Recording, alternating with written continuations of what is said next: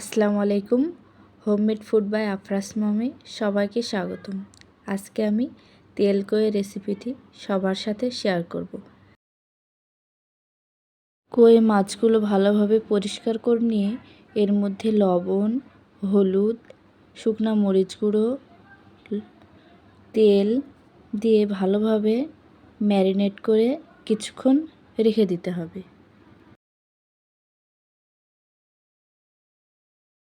তেলটা গরম হলে এর মধ্যে ম্যারিনেট করে রাখা মাছগুলো এপিট ওপিট ভালোভাবে ভেজে নেব।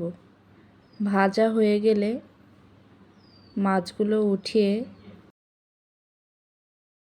ওই তেলের মধ্যে 2টা কাঁচামরিচ, পেঁয়াজ, জিরা, টমেটো একসাথে ব্লেন্ড করে তেলের মধ্যে দিয়ে এর মধ্যে লবণ, হলুদ, শুকনো মরিচের গুঁড়ো দিয়ে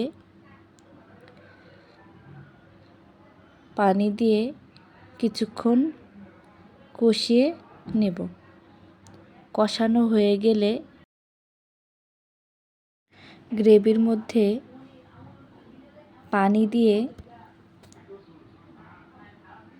ফুটিয়ে নিতে হবে।